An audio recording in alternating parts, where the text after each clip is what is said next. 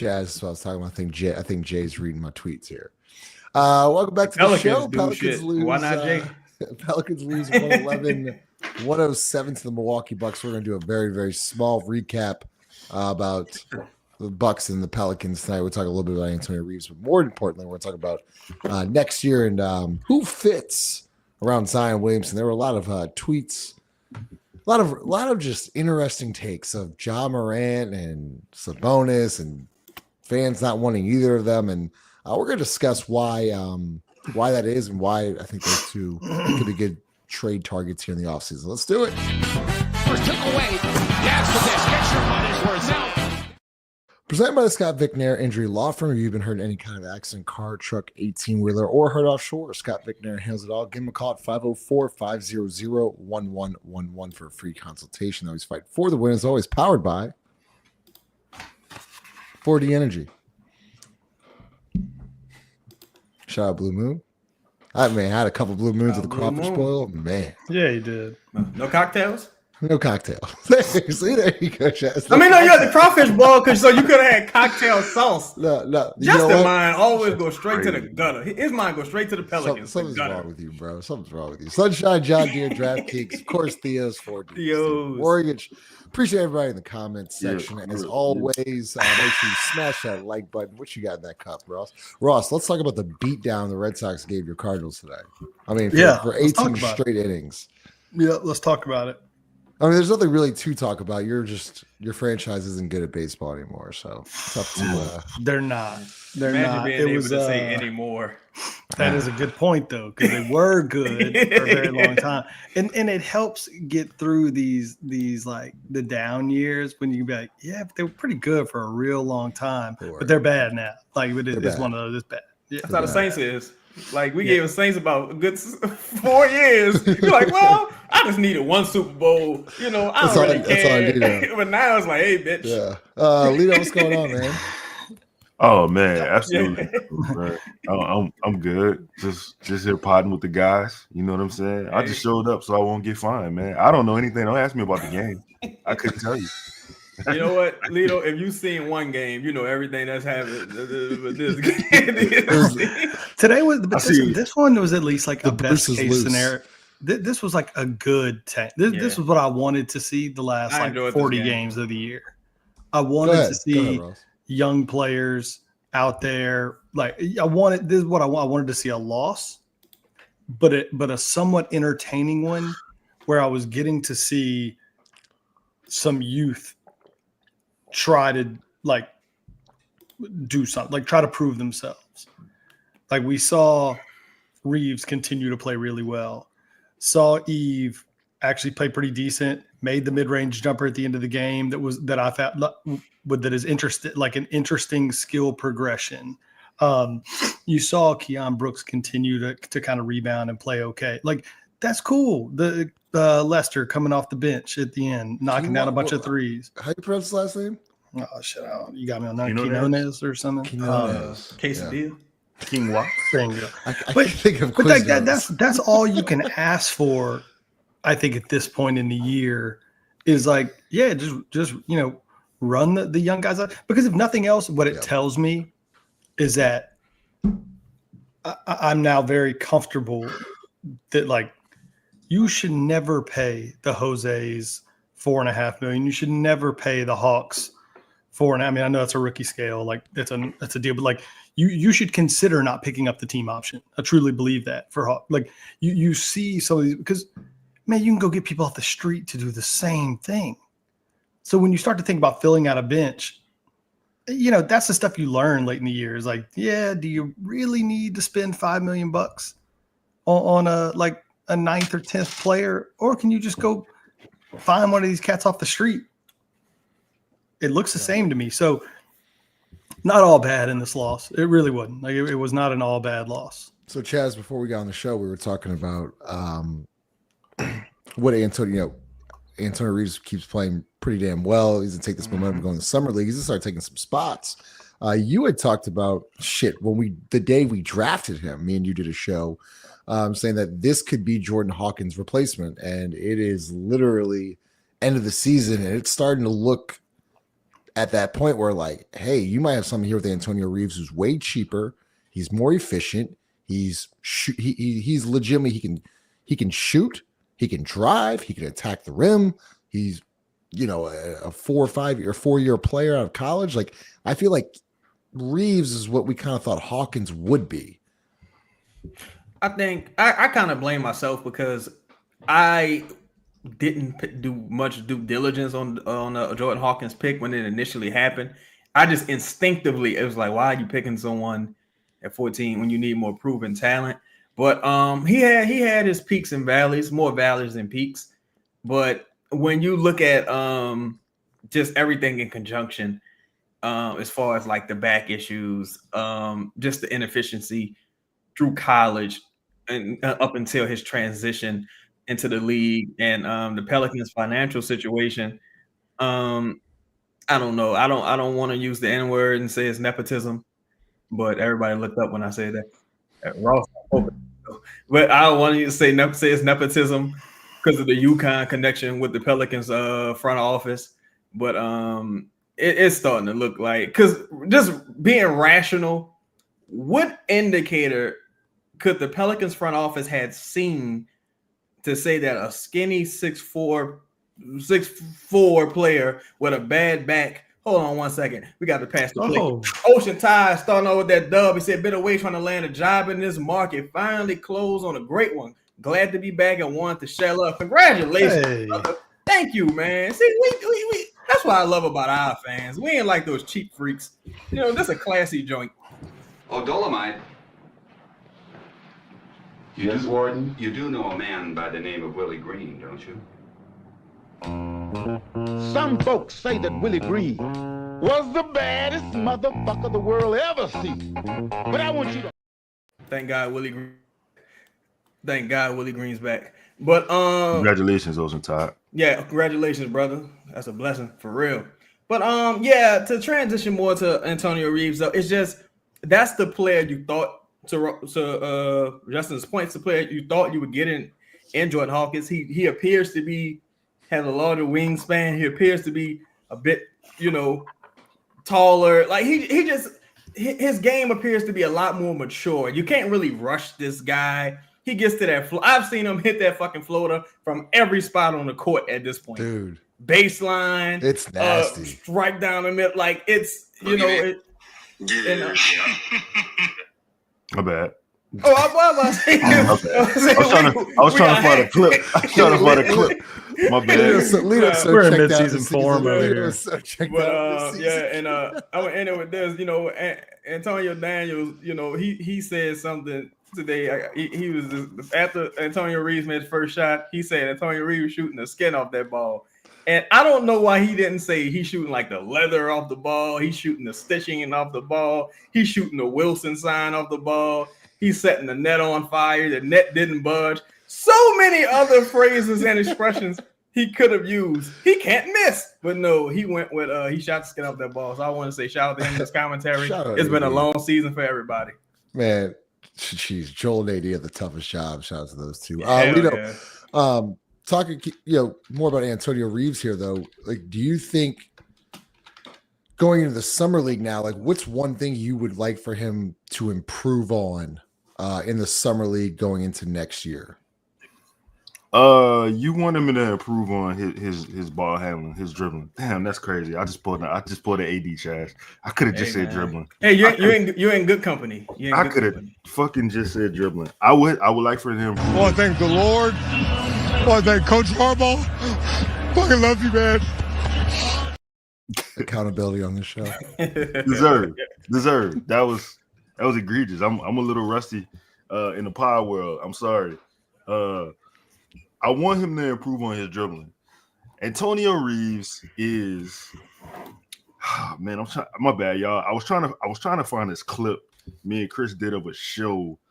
Like, I want to say after Reeves got drafted, we kind of talked about, like, what he does well, what got him the way he is. And again, not to beat a dead horse, but you got a dude who's playing basically Division II basketball, right? And was putting up like 30 a game and was able to walk on to Kentucky. Not Iona, like not like Valparaiso. Shout out Valparaiso. Shout out Valpo. Jesus Spanky Delphonic. Shout out Spanky Delphonic. Spanky. You know what I'm saying? Like not one of these like mid majors. We talking about a dude. We talking about a dude who went to Kentucky and carved out a name for himself, and then literally played with Reed Shepherd, Rob Dillingham, and was the highest scorer on that team. Led the team in assists efficiently as well. It efficiently led the team in assists. Led the team in 3-point attempts and makes. And the thing that stood out to me about the film when I watched him was his floater, dog. He got a giant killer of a floater. His floater is like a layup. He shoot that shit from anywhere on the floor. Like it does not matter. And there's really nothing you could do about it. And to Ross's point, when Ross, you talked about how this wasn't a bad game because, they finally playing the young guys. I mean, bro, this is something I've been clamoring for. Like, oh yeah, I'll be the first to tell y'all I was wrong about Jordan Hawkins, and I owned up to that. Like, I was wrong. There's no reason to keep pushing this can down the road. Like, you see what it is what it is. Like, you don't have to compound a bad decision by continually making bad decisions. Antonio Reeves is clip, bro. I think I said this shit draft night. I'm like, yeah, that ain't good for Hawkins. Like that ain't good because you got in Hawk, you got a dude who is a one-trick pony. And mind you, when that trick works, like it's cool, right? But like, when has it worked? It's been few and far between. And Reeves is more of a combo guard in the sense of he's not a point guard, but he can help with facilitation. He can create shots for himself. He can get others involved. Lito, you didn't watch. I know you didn't watch much of the game or anything at all tonight, but he must have come off 6 to 8 dribble handoffs and just turning the corner, reading defender. If the defender goes below, he's pulled up for 3. If he's tailing him, he's getting downhill. He's hitting the floater. He tried a couple times, a little left-handed off the glass. He might have missed it a couple times. Still a good look. The thing with the Antonio that I'm actually surprised about is I was more surprised that he can put the ball on the floor. And I agree with you, Leo. He's got to get better at that, but like he's not a below average ball handler right now. I think he's just kind of average, which is fine. If he can get to an above average handle with his shot, I don't know, man. It was interesting. I saw him tonight, Ross, run off 3-4 screens, just fucking catching, shooting, a lot of confidence, and he plays at a pace where he's never sped up. Like it looks like he's always in control, and like this has always been a thing with Antonio. Like, is that what you're seeing with him, Ross? He's always, for a rookie, I know he 4-year guy, 2 in Illinois State, 2 in Kentucky, but he seems to be in control. Yeah, there's 2 types of like what I would consider to be high IQ basketball players. There's the type that is always making like the right choice, the right move, has like basically high IQ with the basketball or on defense, always in the right rotation. You just can trust. And then there's another type of high IQ player that's like, man, that guy just really knows how to play basketball.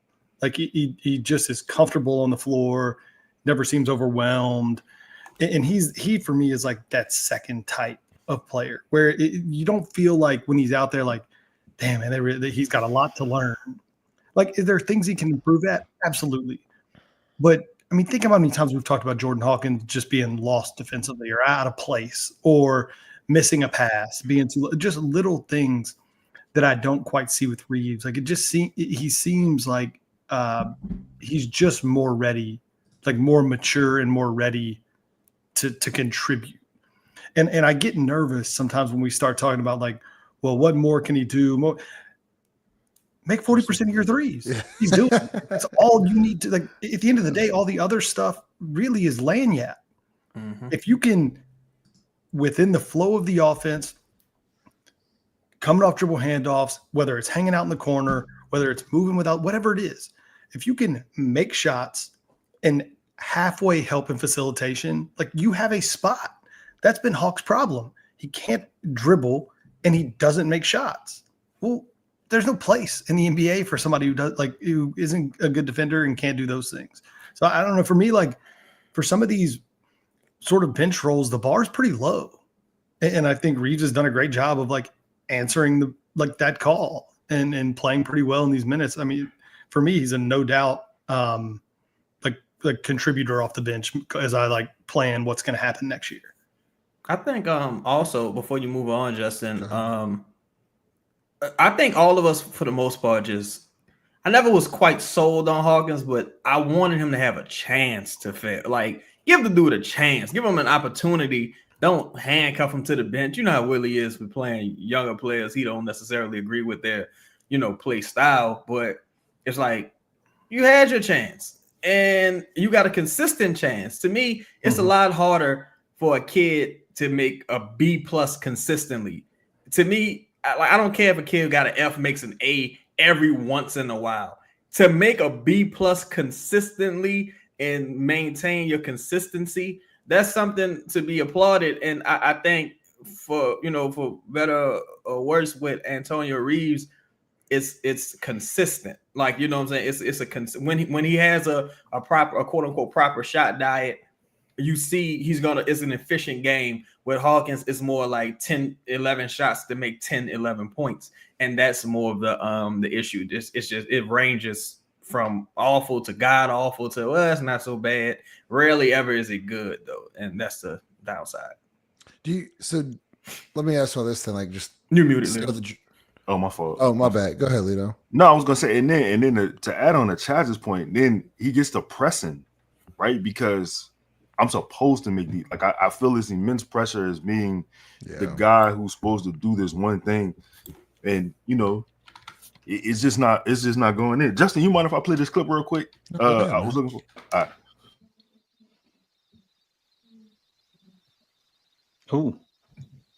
Ooh. Like, that's tough. It's like it's so simple, but it's not. That's unscripted too, bro. Yeah, exactly. And there's a. Can you run that back, Lito? Yeah. There's a man in Golden State that made them kind of possessions his whole signature, man. Talk about the boogeyman. Yeah. That was a beautiful finish too, by the way. Yeah, it was. Sir. Now you see me, now you don't. Yeah. No. Not to be too long-winded with this clip, but the things we applauded Hawkins for, the movement shooting, right? Antonio does that so effortlessly. And not only that, like, he's an underrated athlete in the sense of, bro, we talk about his floater, but I'm not going to say athlete. I'm going to say his craftiness, because we talked about his floater, but he has great around the rim, bro. It's just a great touch around the rim. He has great finishing ability. Like he does not, you know how sometimes shot blockers come and guys get they speed themselves up.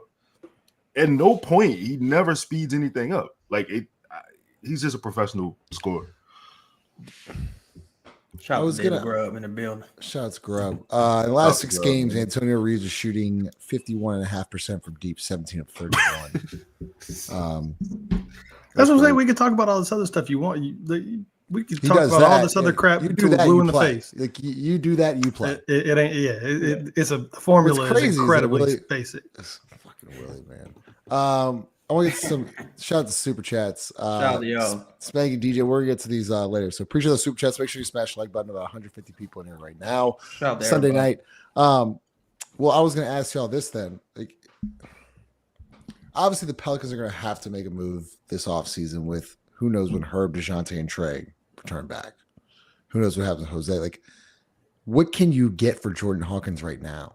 Like, you might get. I think Like, no, I'm just saying, like, can you include him in anything to get a Yes, I think, an absolutely. upgrade? Yeah, I'm not saying, like, can you include him in something to get an upgrade? And this is okay. This is my leading point here, Chaz. We'll start with you.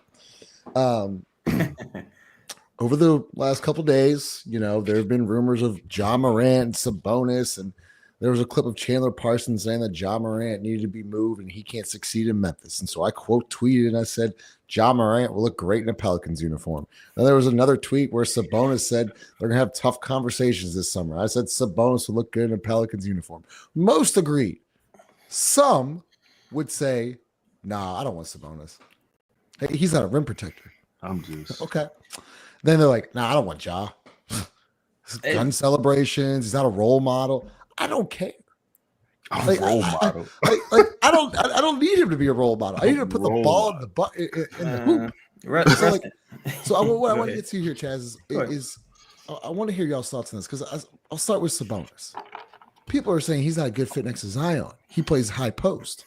I'm thinking to myself, that's exactly what I would like. I would like a guy you can run your offense through the high post to where Zion can duck cut right there, just face up where you go high low. You can run a pick and roll with Sabonis and Zion. You can do a lot of different things with Sabonis, who, by the way, led the league last year in triple doubles and double doubles. And I think he's doing it again this year. This year he leads the league in screen assist. For a guy like Zion Williamson, you would think that pairing right there would be great. You can say all this rim protection bullshit, but this guy is a 2-3-time All-Star. He's all NBA player. He's too good for the Pelicans. Like, people gotta fucking wake up and realize you don't turn down All-Stars. Well, rest in peace to Kevin Samuels. But sometimes you gotta tell a chicken, hey, you get back in the kitchen. Keep your opinions to yourself. Like, who asked you anything? And that when you start talking about high caliber players, this fan base doesn't have a ton of experience with said players. I don't think a lot of people in this fan base watch other teams. Honestly, with some of the people they've turned their nose up at, like you don't want Damian Lillard, you don't want Kevin Durant, you don't want these bona fide Hall of Fame. Look at this. It's some of the stuff is just ridiculous. But for me, even when you initially posed the topic for the show, I think fit is a lot less relevant at this stage because I think you need talent. And I think high-level, consistent talent makes things work out. Now, do I think a guy like Sabonis or Ja are the most ideal scenario? It's like, I don't know, because if they were the most ideal, you couldn't get them. Right. If Ja Morant was this super law-abiding citizen, Baptist choir boy type motherfucker. I ain't say Gale Church, but Baptist choir boy type guy. He wouldn't be available. The Pelicans would never be in the running for him. You can hang the phone up. You close the book on that. Sabonis, if the Kings wasn't a mess, if Sabonis was like fucking Hakeem Olajuwon out there, you wouldn't be able to get him. You would not be in the conversation. And I think that's the issue. It's really more so with a guy like Ja is a gamble due to Ja's injury history because you already got a situation like that. But like I said on the last show, you're the Pelicans. What's somebody like you gonna do? Like what you gonna do? Who you think you signing? Like, that's why you see him, and he's dearly departed now. Not to shit on him, but that's why you see a situation like, man, we can't give up Brandon, and it's because like, damn, it's gonna be hard to get another guy average 20 points. It's like, not really. If you kind of competent, you can get a motherfucker. You just so incompetent that the fan base has so much fear. Like, if they get him, they're just gonna fuck it up anyway. So that's just they don't have the courage to go after a guy like Sabonis or Ja, in my opinion. God, Ross. Yeah, it's ridiculous. It goes back to this, like the video gaming of sports that you have this generation of people that don't they judge good players based on how good they are on a video game or how much fun they would be to play with on a video game or something. It's like, to me, that if you don't think Sabonis would be an ideal fit in some regards next to Zion, then we just have a fundamental difference in how we understand basketball or what we think would work and wouldn't work. He's an elite screener. He's an elite rebounder. He's an elite passer. No, the best. Oh, actually, he's like the best. Oh, and the one thing that for a while they thought he needed work on was shooting, and he's turned himself into a phenomenal 3-point shooter. I think over 40% this year on like over 3 attempts. There you go. He basically took bonus. Yeah, it's like, and he's an elite screener. It's total nonsense. He's not elite. He's the best. He's the best screener. Like, I'm sorry, Rob. We got Jimmy Watson in the building. He said, "Why David Griffin built like a T-Rex with Michael J. Fox?" Oh man, why you had to go there, Jimmy? Why'd you have to go there, Jim Watson? But we appreciate you for that dub. Appreciate Peace, the super big chat. dog. Oh, sorry. Go ahead, Ross. You good? Go ahead, Ross. No, yeah. Chaz is right. I mean, there's two sides to this coin. One, you need legitimately good players, right? Like you've got a long, like a big mountain to climb. The other part is you need an infusion of like exciting talent. Whichever one of those paths they decide to go down, I think Ja Morant and Sabonis are both like good places to start. But Chaz is right. I mean, if you're looking for a role model, what the hell are you coming to the NBA for? Like, yeah. I don't care about all the crackheads, good people on the team anymore. Like, why are people still doing this? Like, why are people still doing that? He's not a good guys. Do you want to talk about some of the things that Zion has done? I mean, it's all about like, where do you put your priorities? I mean, I don't. Yeah. Look. Go find your role models elsewhere. That's all I'm gonna tell you. The next player, Lito. Yeah. And look, I think this is. Wait. Can I please talk about Sabonis? All right, this please, guy. Sabo. Please. Go ahead. Listen. And let me say this, Justin. I was on drugs the other night when you asked me about trading for Ja, and I said no. Like, nah, I'm gonna do that every time, bro. I'm going. Shout out to the local crackhead. Yeah. I'm gonna do that. I'm gonna trade for Ja every time. But let me say this. I don't care about fit. I don't care. You get the talent and you figure out how to make it work, especially when you're dealing with high IQ basketball players. Mm-hmm. And let me add this on to that. Sabonis is a way better basketball player than Ja. I don't care how you surmise it. I don't care how you whatever category you want to put it in. Of course, Ja is more exciting.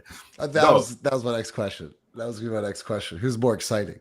Yeah, I mean, it's not even close. But finish your thought. We'll all right, so check this out.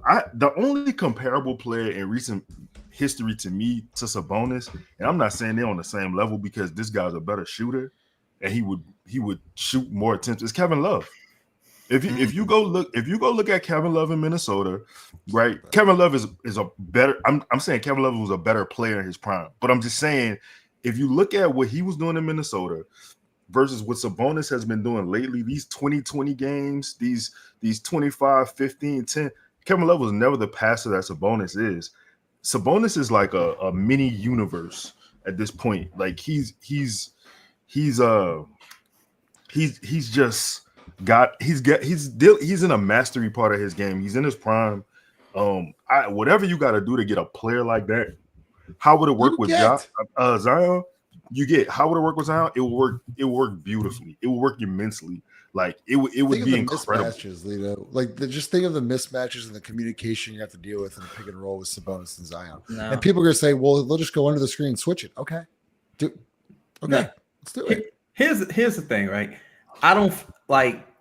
To me, it don't matter who you, because I think Sabonis is a 4 personally. But to me, it don't matter who you play. Yeah, it don't matter who you play at the 5. There's no 2 players in the NBA that can stop Zion in the paint. Like they tried everything at this point. They tried everything. They tried everyone. No one can stop him at the paint. Only thing can stop him is his own health and his own irresponsibility and unprofessionalism. That being said, I don't think Sabonis is a winning player. I think Sabonis is a very consistent, I show up, do my job player, but I don't think what he does necessarily translates to wins. Now, that could be for a lot of reasons. Could be the Kings' failure to draft and develop. You see Keegan Murray having a really rough year. Their failure Sabonis wasn't very happy with Mike Brown in the second year. and following, you saw this year being the third year, they got Mike Brown up out of there.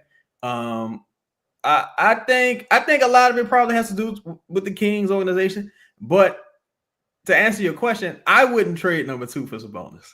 Wait, whoa! I thought that was the question. My bad. I thought that was the question. My bad. I was kind of upset with your you quote tweeter. You like told your answer already. I was like, oh yeah, hey, my bad. People got tuned in now here. Yeah. I got you. We're not like the mother shows. We're not like the mother shows. Leader. All right, so back. I'll go Leader Ross. More interesting topic. More like the Sabonis thing. Like if you can go get Sabonis, you go get Sabonis. That's like done. The fairer one was Ja.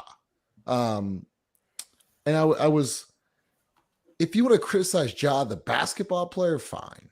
But to not want to trade for him because of all the bullshit and the guns and all, I don't care. And like you shouldn't either. Like it's America, right? How fun? Like it's just the Constitution. Ask you this: would you buy a ticket to go watch Zion and Ja play basketball on the same team? Man. If you say no, then you're a fucking idiot. Okay, because you would easily play. You would easily pay to go watch those two play. Go ahead. I got one even better for you. I would go and buy an antenna. I've been shitting on this antenna idea the whole season. I would go and buy that motherfucker to watch Ja Morant play basketball. I would have no reason. I would have no ill will of climbing to the TV that I have highly hung on this fucking wall to put an antenna on it to watch Ja Morant play basketball. Like, I would have no ill will about doing that. Okay, so Ross. Yeah, same. I mean, it's just about at what cost, right? I mean, we've been sitting here talking about the team needs an infusion of talent. Well, like the dude's unbelievably talented. I mean, I'm laughing at this notion of like, would people pay money to go watch Zion and Ja? Like, you want me to start listing the players that you motherfuckers have paid money to go see in the last couple of years? Like, you would. Yes, you would. Like, motherfucker told me, old squeaky belly. Motherfucker told me, that's what my uncle used to say. Shout out to Big Red. He said, AD got a heart of gold. Get the fuck out of here. We used to pay money to go watch Jarrett Jack. Like, we on purpose. On purpose. Damn Grievous Vasquez. Ryan, man, Gustavo Ayo, man. Come on, the Titan. But Ja Morant was the second pick. He believes in his Second Amendment rights. Personally, I feel like you got a chance again. Any opportunity that's going to be available to the Pelicans in this market, and like, because when people think about the market, I think they think more about, oh, I want to live here. It's like, nah, it ties into brand extension opportunities as well. I mean, how many times can Ja Morant show up at Sneaker Politics? At some point, it's going to get old. Like, he's going to want to, at some point, he's going to want to do other things. So I think that's more of the issue. I think as it pertains to the New Orleans market in particular, but all the baddies will put to the arena for Ja. That's the most important comment. Oh yeah, man. Influencing talent in the strip clubs down here. I think you at a point where you need to take a risk. You need a high, like, to me, Sabonis is trading for CJ McCollum. To me. Yeah. I understand. Consistent. I see where you're going with it. Yeah. Professional. Yeah, trading for De'Aaron Fox would have been like, I'm trading for right now. Like, fucking, I'm just going for it. Like, but personally, I would go for it. I don't care what players do off the court, honestly. Like, because y'all people don't know what I do in my house. The only difference between a player and like a regular person is that those things are more publicized. People, like, I don't really care what these people do. These young rich people, I don't really care. I care about the product on the floor. The only thing that alarms me is his inability to stay on the floor. The way he plays, similar to Zion, is more of a high impact type play style, which makes it a bit more. That's what makes it so. Imagine Ross, Justin, and T. Morant will be like, "Hey, go cut up with T." Yeah, T will be on the show. Oh, T will be on the host the show. He'll walk up. Go ahead. Nah, T will walk up and be like, "Hey, you Justin?" It's totally different. It'd be totally He was like, it's love. Before I move on, man, shout out to John Morant, shout out to Bella Danger, the talented Bella Danger. Some say she's an artist, some say she's a canvas. But shout out to Bella Danger. She's extremely talented. I went international. Y'all stole my tweet, and I know who you are. You stole all my shit. But shout out to both of them. Chaz is upset. The what was it? NBA It was everybody. Right? Just say, welcome to the game, man. I was in the Daily Mail UK. Where and they tagged me. Chaz is everywhere. So Lito, I remember. Did you want to say something? Shout you out to that guy. Man, he knows his stuff. But Lito, you had told me a couple shows ago, like why you wouldn't trade for Ja, and one of your reasonings was what has he gotten better at in the shooting, right? So I went to look at shooting percentages this year. 30.5%. Why'd you have to start with that, Justin? Damn. What do you start with shooting out the gate? Oh, that was nice. Well, like because Ja, like at the rim is really good. He gets the free throw line at a pretty high clip, and he's a good free throw shooter, Lito. So why is the free throw shooting? Usually, when you're a good free throw shooter, you're pretty respectful 3-point shooter. Why is he struggling with that part of his game? Why hasn't he gotten better? The free throw shooting, the 3-point shooting, 3-point shooting. I didn't think it was that bad. I didn't think it was 30%. I think it's because he's heavily relying on his physical ability, and he hasn't got his mind in a place. Well, I mean, look at the games played. He hasn't been on the floor long enough. True.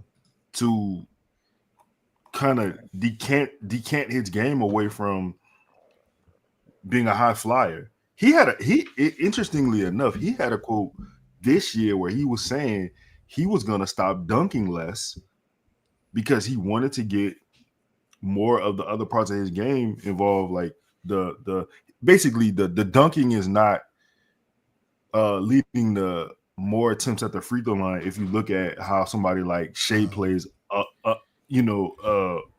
finesse, not a like finesse. Yeah, like it's a little bit right. Seeking contact more than being a highlight, I should say.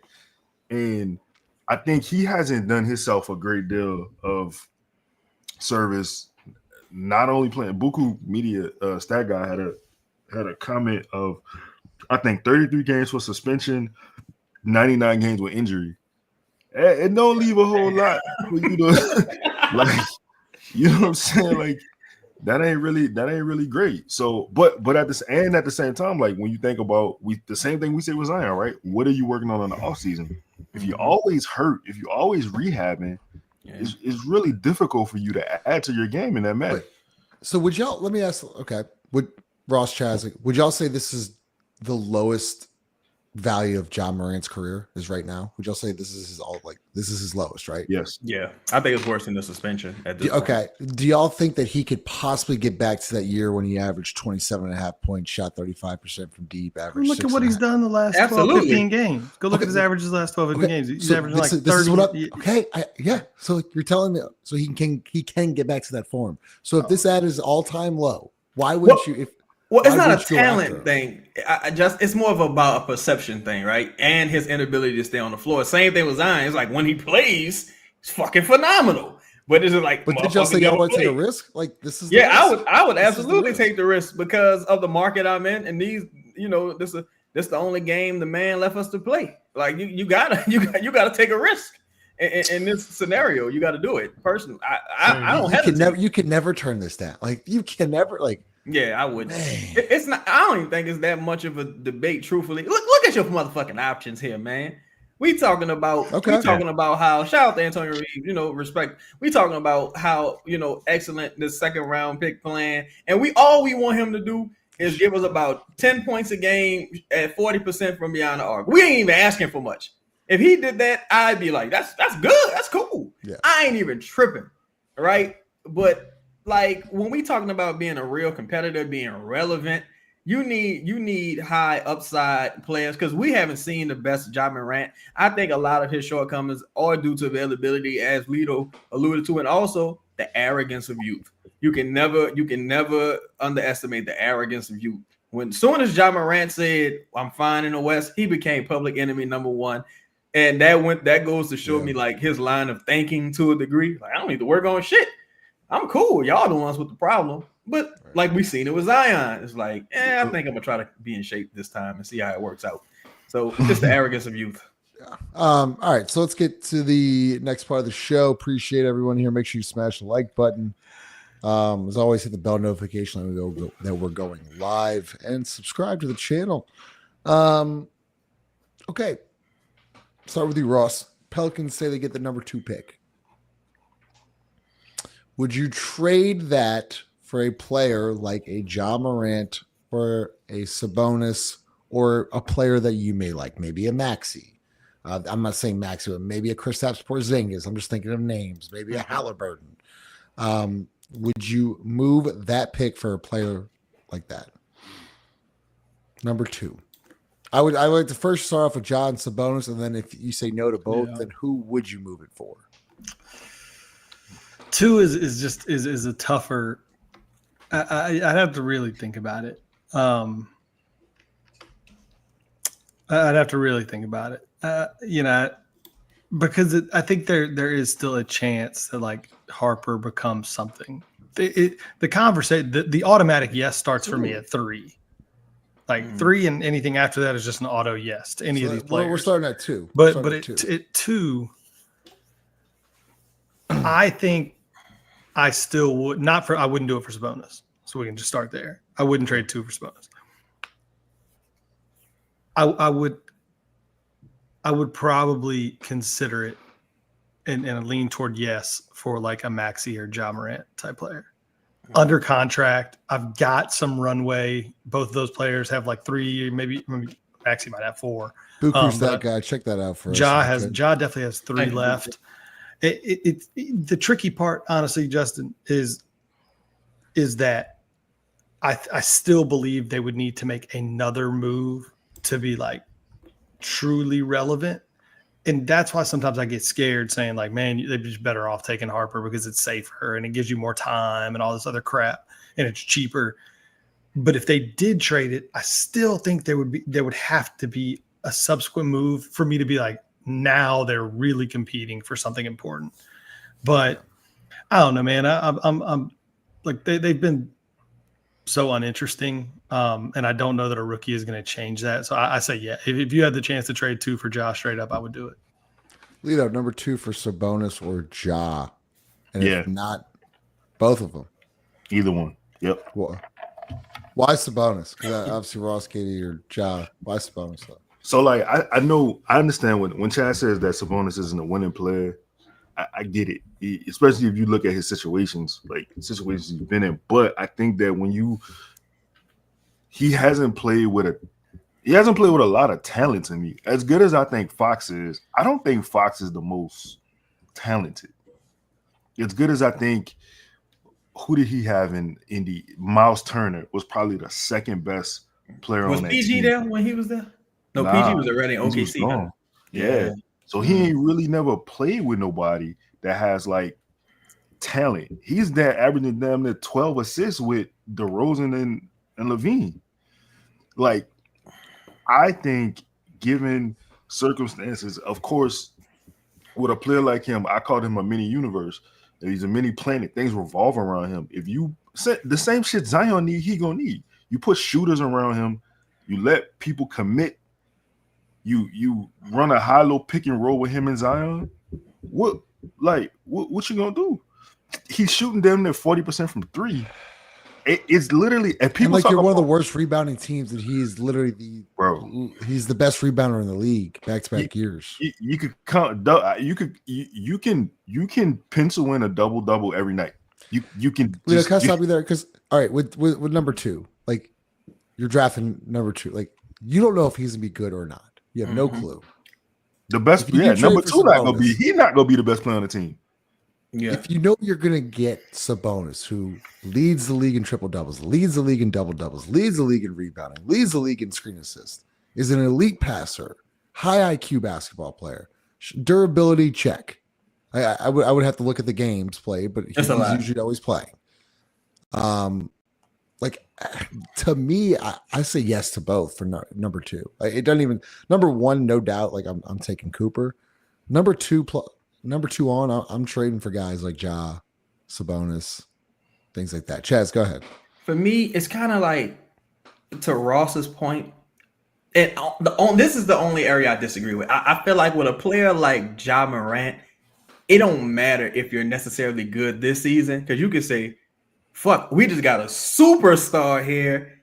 If we just not so good this season, we about to get another lottery pick, and we go now. It's time. Now we serious because now we got another really good player with Sabonis. I just always saw Sabonis as more of like a finishing piece type player. Like I see him as somebody said Chris Bosh earlier. I view him as that.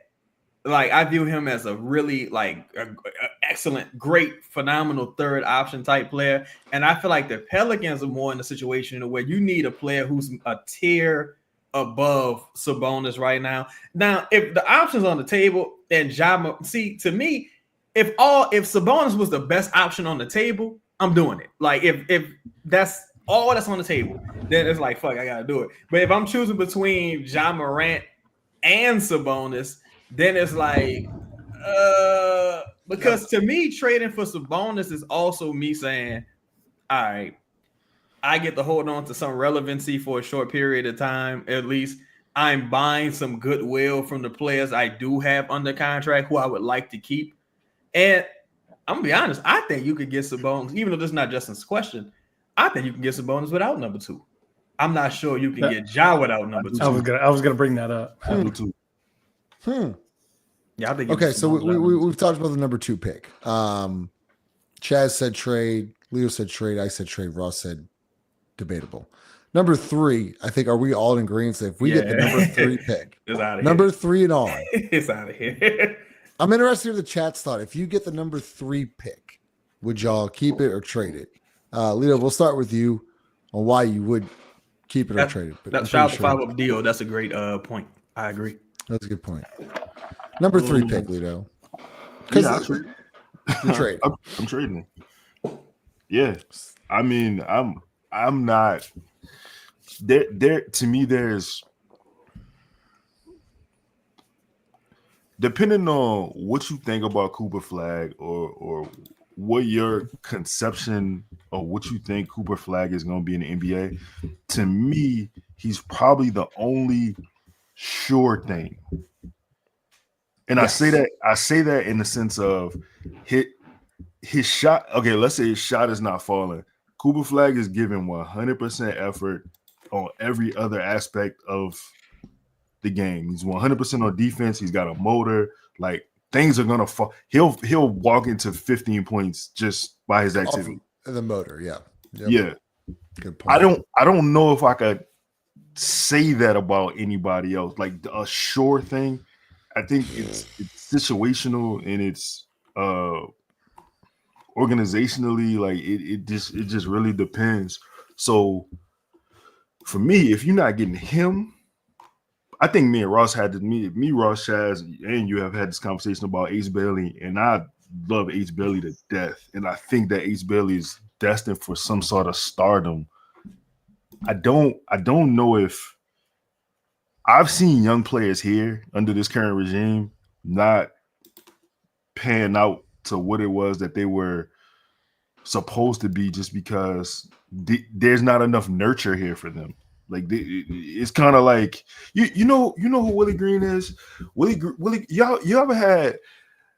I remember being in 3rd grade, dog, and like my teacher would come in and she show you love and yeah, like we're gonna do this. We're talking about geography today, and then like Friday come and you got a substitute, and like, damn. We gonna go over the lesson? Nah, man, we just gonna watch a movie. Like, we ain't gonna learn today. That's kind of what it feels like. Yeah, it's kind of like it's really independent learning here. Like, you really gotta figure this shit out for yourself. Autodidacts. So, jeez, so pick number 3, Ross. Give me a target. Number 3. Yeah, number 3. Give me a trade proposal. Give me a player. Give me a team. I don't put you on the spot here, but give me something. Well, goddamn, Ross. Yeah, just pull a trade out of my ass real quick. That's not all fucking speak at once. Yeah. Well, it's interesting for me because I think that's probably three is we're not the only people that are going to think like this. So I like naturally I think three is there's a clear 1 and 2 in this draft, at least as I understand it. So like other teams are going to be less interested in 3-2, right? So if you could get Sabonis with 3, I mean, I think that's a pretty good option, but I don't even know if you could get that because I don't think people are going to see from pick 3 down as getting a foundational piece. I think they're going to think of it more as getting maybe a high upside player, but most teams probably are going to get Dylan Harper and start him. Like Cooper Flag's going to start on pretty much every team. I think after those 2, it's like, yeah, there's not a sure like, oh yeah, we're plugging him in, at position X starting, right away. So I think that is for me what gets trickier when you start to think about like what you can get with 3. You may have to think about adding to that. That's right. So like 3 and this is where the Jordan Hawkins could get you conversation comes into play here. This is what I'm talking about. So go ahead. No, and so I think that's the trickier part once you get to that point is like, so I don't think about it as who else would be available at 3. I think about what else would I have to add to 3 to get what I want. Like I'm not just trading the 3rd pick for, I don't know. Let me some random starter, right? To me that would make no sense. Right. So I wouldn't want to necessarily lower the tier of player I'm interested. Like if I'm interested in Sabonis and I'm interested in Ja and I'm interested in Booker and those type of players, well then that's what I want because I know that I need another star. I'm not just lowering the caliber of player. Does number 3 Herb? Number 3 Herb Hawkins. You're not adding value to the team. I got something. I'm thinking of Booker. I'm trying to get to Booker. I got something. How do you get Booker? Like, for example, let's say Booker in this example, or let's just say Giannis in this example. I'm just using this as an exercise, not that he's available. But I think the idea, to Ross's point, has to be 3, and I got this Bucks future capital, and I own all of my own future first. And I still picks. Yeah, and I still think the drop off from 2 to 3 isn't that significant. I think most people view this as like it's a tier with Cooper Flag, and the second tier is debatable depending on how you feel. Again, Dylan Harper and Ace Bailey, even though he's the clear-cut number 2, it's like y'all didn't make the tournament. That team wasn't that impressive. It's still some questions. Like some people before the tournament, people were saying VJ Edgecombe was creeping up into that conversation. So I could see a team saying, "Yo, we not like the other dudes. We can develop Ace Bailey. Give us Ace Bailey." Like I can see teams like that, that can say, "Nah, y'all just don't know how to handle this situation. Us as the Spurs, we know how to do it." So I think situations like that will arise. I think a package of, I think the Pelicans' most attractive trade package would be up this pick, a future Bucks first, if not both, and you got CJ's aspiring salary, you got Herb, and you got another. You can get to. Let me see, if CJ's at 30, Herb's at about 15, and Hawkins and Homie at about 9. What's that? $44 million. You can get to close to $44 million in expired salary. That's 54. I mean, CJ's 30 something, and no, CJ's gonna be at 30. No, I'm tripping. Yeah, Herb's 15. There's 50. I'm tripping. That's 54. You can get any player. Like they have the salary to get any player. Yeah, they got the money. They got the money to get the players. Now, who I think is actually going to be available? I think Devin Booker to a lesser degree is going to be available. I think Jaylen Brown is going to be available. I think Lauri Markkanen is going to be open for conversation. That Jazz pick is top 8 protected, so I think they have incentive to tank again. If you can say, look, man, here go number 3 pick. Just you got whatever pick you got. Let's say you got number 2. Here go number 3. You got number 2. You can start totally over. Like, just give me Larry Markkinen if you want to do that. And here goes some inspiring salary. I think a person like see, that's when the tier drops though. That's when you start getting into a different tier. I think Laurie is in a lower tier. You got Sabonis, of course. After that, ain't too many upper echelon players, I think, realistically available. Lito, what do you do with DeJounte Murray? I'd move him to whoever's willing to take a salary. Do y'all think there's a team out there that would? Mm-hmm. If for the third pick, yeah, they'll do it. To me, I think that deal is for a collection of players though versus one really good player. I think if you call again like the Jazz and you say, here, take DeJounte, you got to tank this year anyway. We'll get your third pick. Just give me a bunch of give me Collins, give me John. I'm gonna give you Collins Sexton, John Collins, and 2 future firsts. I think they do it, but that's what make everything so difficult. I was thinking about this earlier. Like, if you look at the situation Houston's in, how Houston has all these draft picks, right? You trade for Russ, then you trade Russ, then you get John Wall, right? And then like, what you do with John Wall? You tell John Wall to stay home. Like, fuck it. You know what I'm saying? Like, you're not about to ruin. Like, you're not about to come in here and try to win. That's not what we want. And if you look at, that's how you get the opportunity to draft the Amin Thompson, a Sengun, Tari. You trade and sign for a Fred VanVleet, who they likely moved this offseason to make room for their young guys. The Pelicans need some assholes, bro, in the front. You need to tell motherfuckers stay home. You're not about Bruce Brown, you're not about to fuck this winning up for me. Like, you're not about to fuck this pickup because, like, you a free agent, you playing for your next contract. It might not be us who signs you. You showcasing yourself. Bro, stay the fuck home. But it also goes back to the point of David Griffin holding on to Bruce Brown at the trade deadline. It all made no sense. Like, we were all like, why would Bruce Brown? Kelly Olynyk, okay, I understand that. Bruce Brown was I really thought he was gonna get moved. Maybe he sees an opportunity to sign and trade this offseason. Maybe. I think with the issue the Pelicans gonna run into, because I see 2 lines of thinking. I feel like if you get a star, you can. It don't matter what happened this year. Just finish the year healthy and get another lottery pick. Fuck it. Like, you know what I'm saying? You might, and hey, you got the Bucks swap too. If you get a star, it erases so many sins, not necessarily for this front office, but for even if you get the next front office, it's like this year matters a little less. If you find yourself in a scenario where, like, all right, I'm gonna trade this pick, I'm gonna trade back in the draft and get. I'm trying to think of a weird starting center. I'm gonna get Kessler. Walker Queen. Kessler. Queen. I'm gonna get. Oh, God, he's in the draft. Yeah, but I mean, like, I'm gonna get Kessler Walker, right? Yeah. And now I'm gonna Walker trade back Kessler. Walker Texas Ranger. I always fuck that up. Shout out to him. I'm gonna get Kessler, right? So, and now I'm trading back to like pick 9 or some shit like that. I'm gonna try to get maybe who's there, maybe Trey Johnson or something like that if he falls that far, and I'm gonna just roll with that.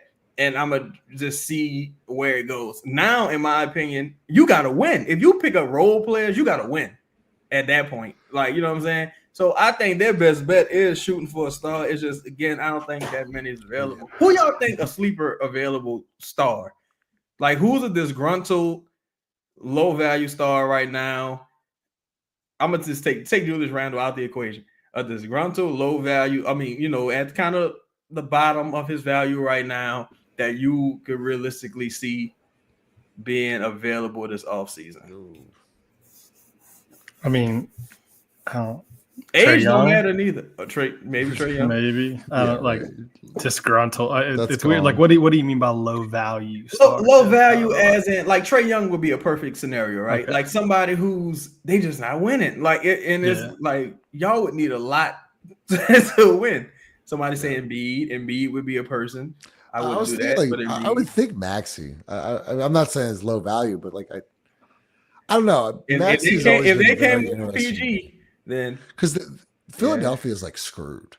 Like they got this Paul George contract. They got Embiid, who knows if he fucking plays again, dude. Like, of course, I hope to see him back on the court, but who knows if he's Embiid.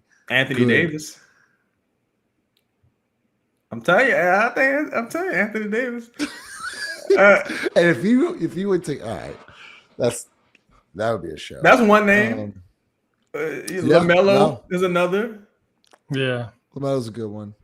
But once again, I feel like if you trade for LaMelo, you would trade for Ja. LaMelo, his value probably a lot lower than Ja at this point, though.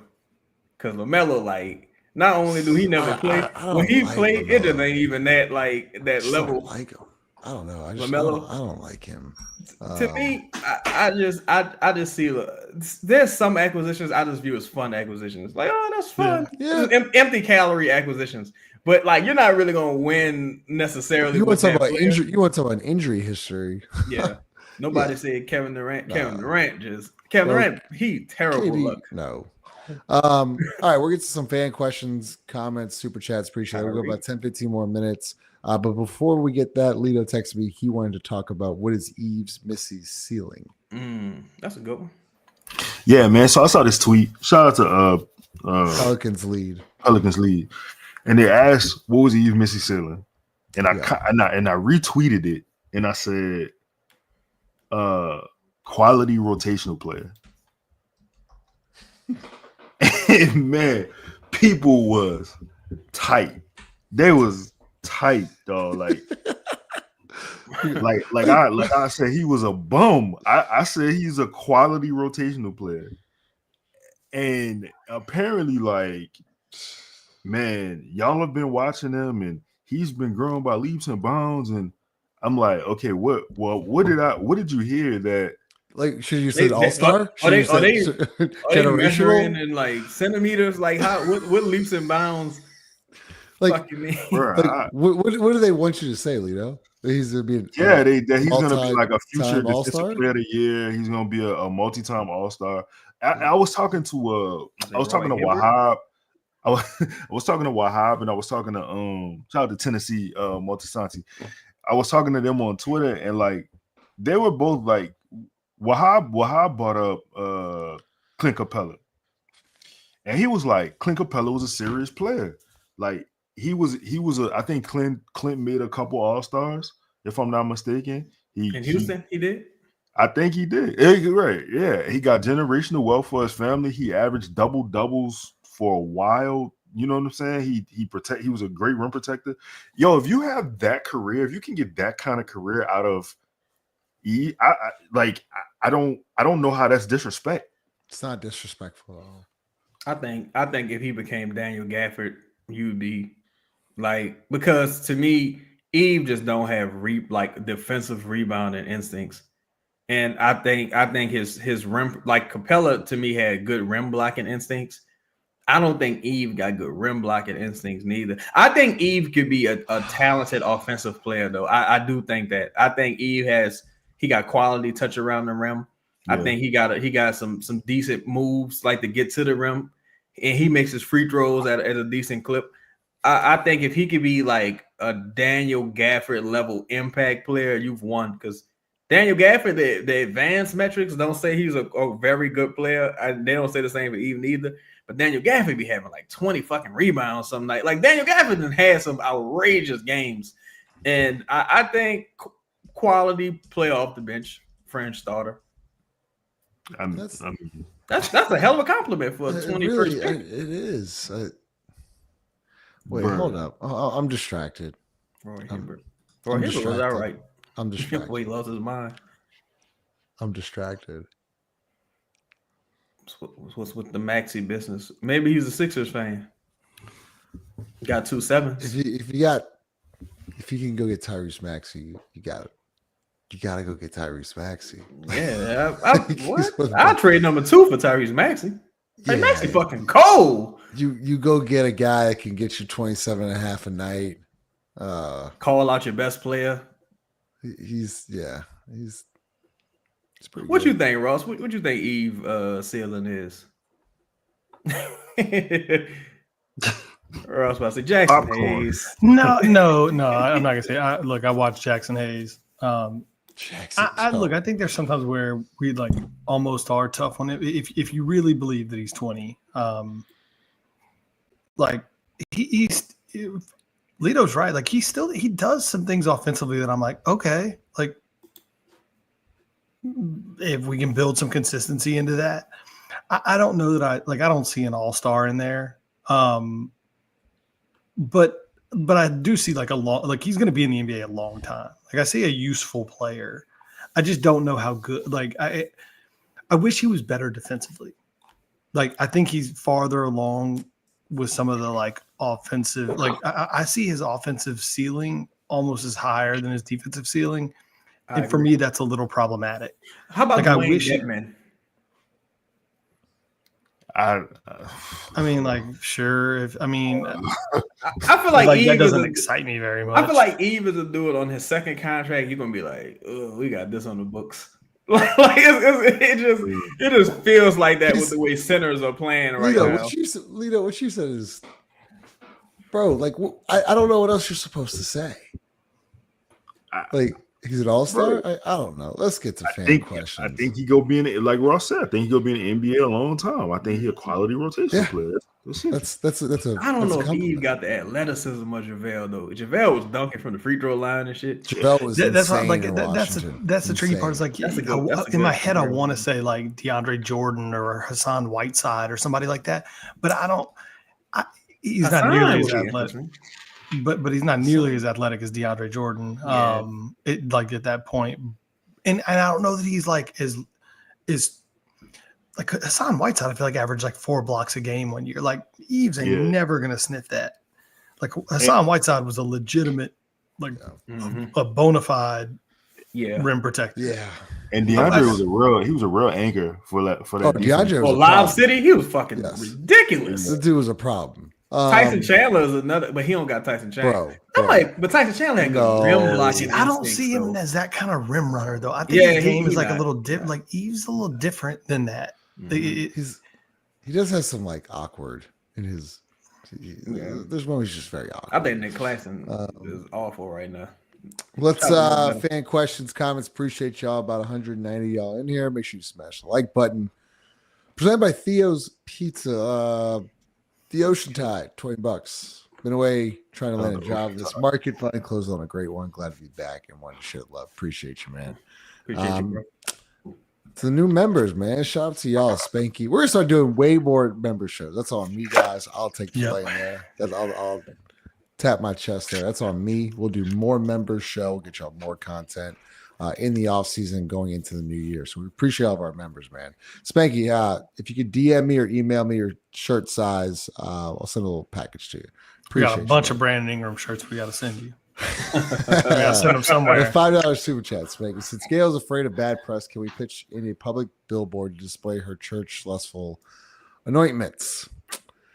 Appreciate the super chat. Trauma Gaming. Thank y'all for doing this after Holden Mayo. Shout out to DJ Trauma. Appreciate it, man. Shout out to Trauma. Trauma and Chaz need a sicko mode rant on this org ended. It's bad, bro. Eventually. Jim, appreciate you, man. As you as well, contact me if you can. Send you over a shirt package and appreciate the support.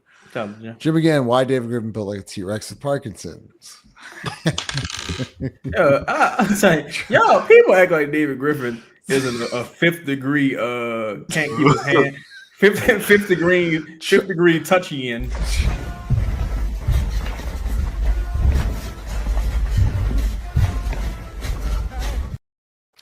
Trauma Gaming, appreciate it. He was working hard, bro. I want Ja, but he's on house arrest for Zulu.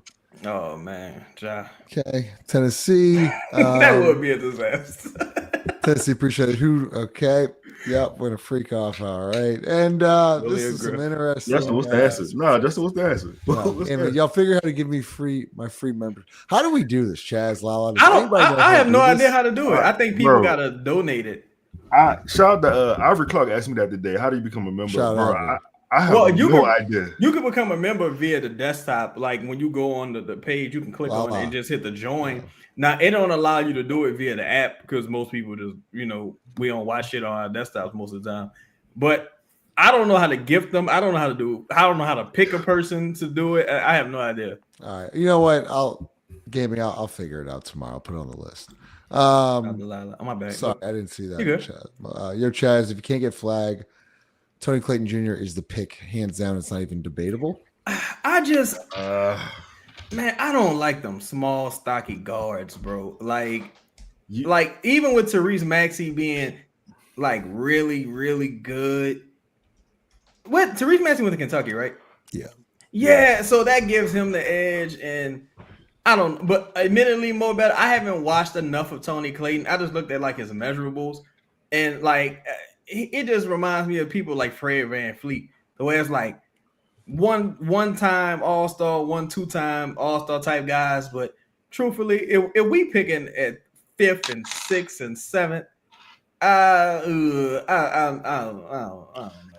I'm pretty sure I'm pretty sure this cat jumped into the first round. In the last mock draft, and he's still it's just it's to the tournament. Like take that for what it's worth. Cat who's been around for 4 or 5 years or however old he is now. Like it took this run and that doesn't mean that it won't carry over and he wouldn't be a good pro. I'm just saying it took Clayton 4 years and a deep run into a March Madness tournament, for him to squeak into the first round. So what that tells me is that there's some warts there that maybe we didn't all see because we don't watch every Florida game. The Gators and shit. I just like to say that that young man's name is Walter. It is Walter. What Tony come from? It's funny. Tony, Tony Clayton Jr. Who the fuck? I know who he was talking about because of the Clayton Jr. I was like, they call him Tony. Hey, Pretty Tony, what they call him. I didn't know his name. But look, Chaz, I'm with you, man. I see people saying, man, this dude, he's a lottery pick. He reminded me of Carson Edwards. Okay. Carson Edwards was stupid small though. He was, but I guess his shot diet is the same for me as him. Carson was just on a heater. I don't know. Look, maybe he will be. It's like your boy who played at Toronto ended up signing on a 2-way. He called himself Mr. New York City. He went crazy in the tournament, but he was a small guard. I don't ever see those. I don't know. Walter's 6'3". I'll give him that.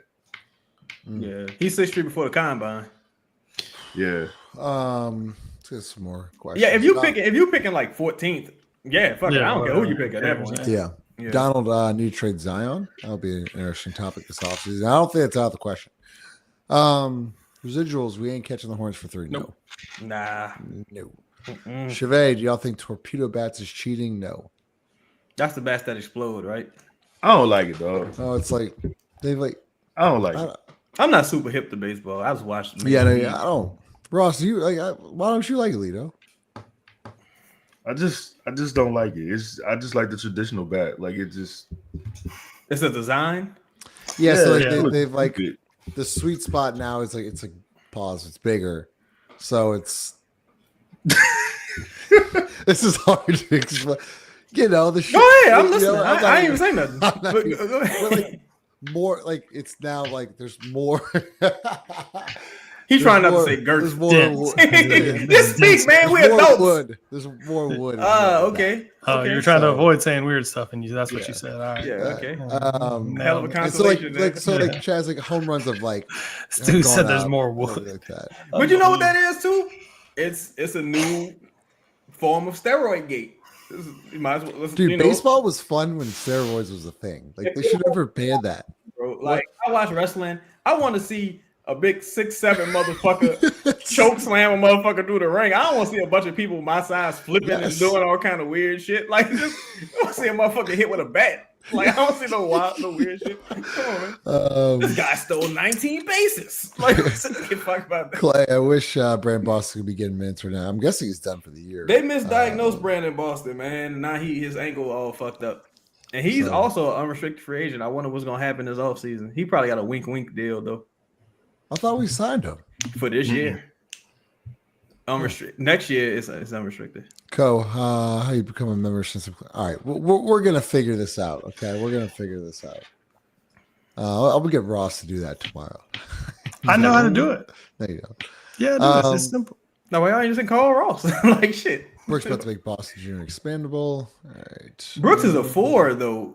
And yo, I ain't gonna lie. Brooks is like, he gonna make JRE expendable. Like, that's like, okay. Funny that, like, to say these stuff. I agree with you. But it's just funny to think that, like, someone like JRE was expendable. Man, he's expendable. Like, yeah. Like, all these cats were like, if Brooks was off the team, he would be expendable. I'll on with this question. We'll hear everyone's thoughts on this. So, kind of towards Josh's comments, but what team, not entertaining, we'll start with you, Lito. What team would win more? Or what duo would win more? Zion and Sabonis or Zion and Ja? Who will win more? Yeah. Zion and Sabonis. Why? I think if you're looking at it from a basketball standpoint, we go dominate points in the paint, we go dominate offensive and defensive rebounding, and we go be at least top 10 in assists. If you take those 3 categories, that's leading to that trickles in. It has a downstream effect in other areas on the court for me, which would be an uptick in possibly 3-point shooting percentages and attempts because of the amount of open looks, and you probably get more fast breaks, right? Like it would be Ja to me getting downhill is the thing that he's gonna do. Ja and Zion pick and roll would be awesome, and it probably will have the same sort of downstream effect. I just think, for one, Sabonis's effect on it will be more consistent, just because of the amount of games that he plays. And Sabonis is just a steady player. Josh so erratic in his play that I don't know. It's hard to calculate that. Ross. Ja Morant for me. You would go into every single matchup with like a clear physical advantage in 2 spots. And just being able to attack downhill, in theory, you should be able to get to the free throw line a bunch. And look, I've seen Ja Morant now like win well into the 50s. Like when he plays, Memphis wins. It's as simple as that. Now you got to figure out the whole thing about playing, but like that's what was weird to me about the Taylor Jenkins fire. It's like when Ja is there, they win at an incredibly high level, like a super high, way more than we would. And I think you just pair that talent with Zion's talent, and you cross your fingers that it would work out. But I've seen both of those players individually. Never seen Sabonis do it, but I've seen Zion individually be able to win a bunch of games, and I've seen Ja for that a couple of those years, like be able to win a bunch of games when they were clearly the best player on their team. Chaz. We have one more super chat, but I'm gonna say in a vacuum, Ja, just because talent aside, the belief that team would have in itself, it's like the sun and the moon coming. It's like coming together. Like, yo, we about to just go crazy. So that's why I really think that y'all know how ignorant that team would be. Like Zion doing like the walk-off 360 windmills, that would be like a regular occurrence. Like it would be such a belligerent, physical, crazy team, because all Zion ever really wanted. See, he got Jaren Jackson Jr., who a dog, had Dylan Brooks, dog, Desmond Bain, dog. Guys who had that physical dog mentality. Steven Adams at one point, even JV at one point, just had that physical capability. Whereas with Zion, he ain't never really had like no tough guys with him, like no players who like got attitudes, who like real, thuggish, ruggish bone. When you bring Ja over here, it's gonna be a madhouse of like excitement and craziness and dunks and crazy finishes and people talking shit. It'll be chaos. It would be wild. It'd be chaos. You're right. It'd be electric with Ja. Ex-adult entertainers. Liven the place up a little bit.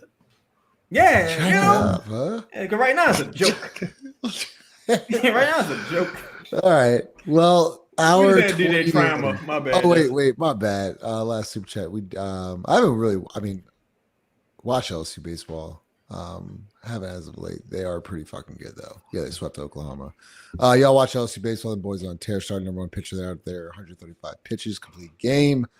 Shout out against the top 10 SEC team. LSU sweeps Oklahoma. Yeah, they're gonna be really good.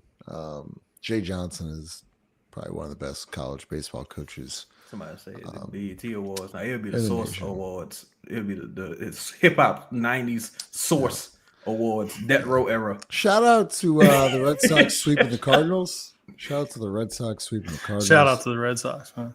Smash the like Out to button. the Sox, man. Leo, you got anything?